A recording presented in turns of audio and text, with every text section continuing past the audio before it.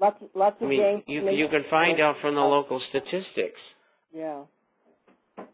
And you can compare them. In fact, you can get state statistics, and you might find XYZ city has virtually no crime at all. And you might find out that Watts in downtown Los Angeles has plenty of crime. So you got to look into those matters. Okay, well, thank you very much. You're welcome. You're very welcome, ma'am. We have another caller here from, we had another, we do, from area code 303-838. Caller, you have a question for Mr. Chapman? Yes, Drew, it's Al. Yes, sir. Bob Martin-Weiss came out 2 days ago on his radio show. This was imparted to me. I didn't hear the radio show, but he says the devaluation, when it does come, is going to go as much as 5-1. What do you know about this? Well, everybody has their own idea. I've heard people talk about 10-1, but I don't think those numbers are reasonable. Mm-hmm. I think one new one for 3 old ones, which would be a 62.5% devaluation, actually, is probably in line. Pardon me?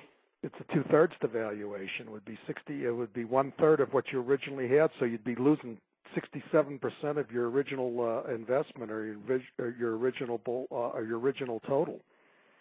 That's true. So it's the big question is, when that happens, which I very much believe it will, and I have my people who are in different segments of society who feed me information, mm-hmm. and they tell me that, and I agree with this, and I projected this out, that by the end of next year, there's a good chance we'll have a multilateral devaluation among other countries, and there'll be a default multilaterally, country to country, on debt. And I think that's going to happen. But the big question is for the average American is, if you owe $100,000 on a loan and you get a 2/3 devaluation, mm-hmm. Does your loan drop by 2/3? Yeah, we don't know. We don't know about prices either. Is something that costs $3, is it going to cost $1 or $9? We don't know that yet, do we? Well, history tells us that, first of all, in the current situation we're in, which was created by the powers behind government, what they want to do is bring the world, and particularly America, to its knees to accept world government. So with that in mind, you're going to have to pay back the $100,000, not $32,500. Yeah, I think we'll have flood secondly, by that time. Well, probably. There's a good chance of that. There's no way. I mean, if you're saying it's only going to stay at 3-1, 3-1 is bad enough. But if it does go to 5-1 for whatever reason, I mean, they can do whatever they want. We have no control, do we, over what they're going to devalue, or to the extent of what they're going to devalue. That's true, and they keep on building debt every day. Yeah. I mean, every minute, and it's incredible. And they project it out for the next 10 years. They're going to increase debt at least $1 trillion a year. They've gone right out of their minds. Like you said at the end of 2011, our unemployment rate will be 1 out of every 3 or 1 out of every 2, and I still believe that's going to happen. I do agree with you. Well, somewhere between 30 and 50% is, I think, where we're headed. And the reason why is 80% of jobs are created by small business. First of all, they can't easily get loans anymore. A lot of their loans were based upon the real estate of their businesses, and that's gone down, say, 50%. Yeah. The VAT 50%. will also kill it. Mm-hmm. The VAT will cut down consumption enormously. Yeah. And then you also have the fact that there was just a survey 2 weeks ago, 92% of small businesses believe that the current economic climate as it is will continue to deteriorate over the next 14 to 18 months. So they're not going to be hiring anybody. That's what the bottom line is. There is no recovery. So unemployment is going to get worse. Mm-hmm. There is not going to be a recovery, is there? Anytime in the near future, if at all. Am I correct, That's sir? True.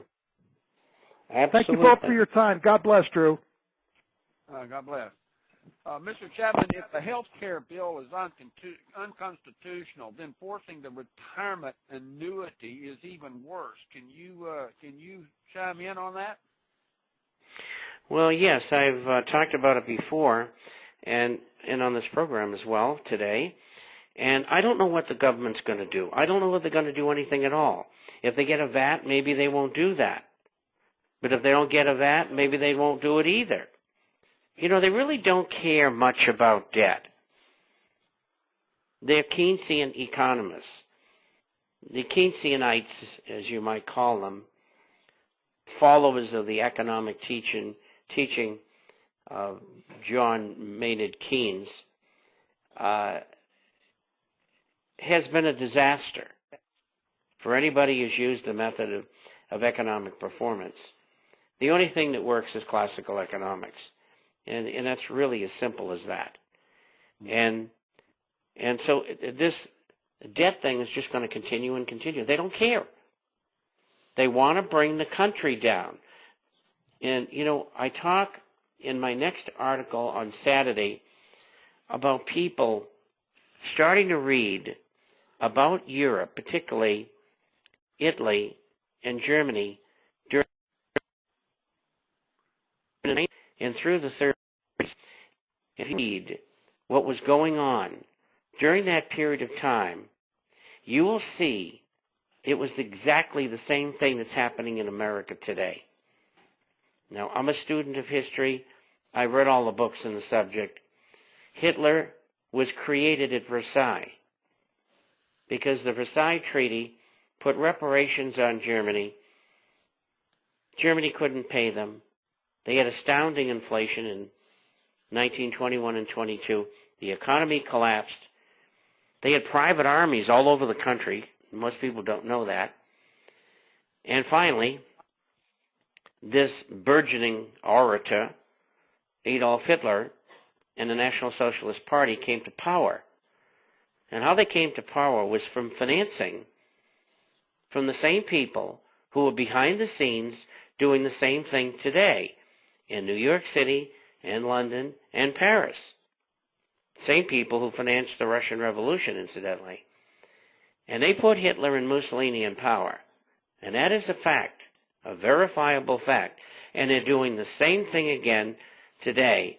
And who's going to be the chosen one to be this dictator this time? I don't know. But this is the way they're headed. Two quick questions. One is, since Mr. Chapman believes the U.S. government bonds are going down, why does Mr. Chapman think that the Canadian or the Swiss bonds won't?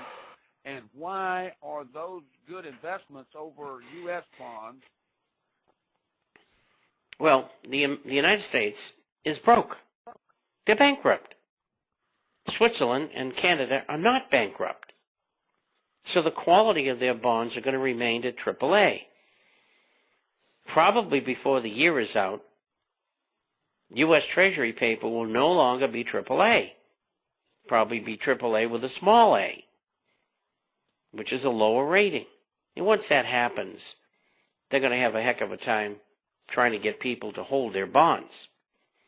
And so if you have to have money in currencies, and that happens usually with people who have a lot of money because they don't want everything in gold and silver for whatever reason, they buy treasuries of Canada and Switzerland.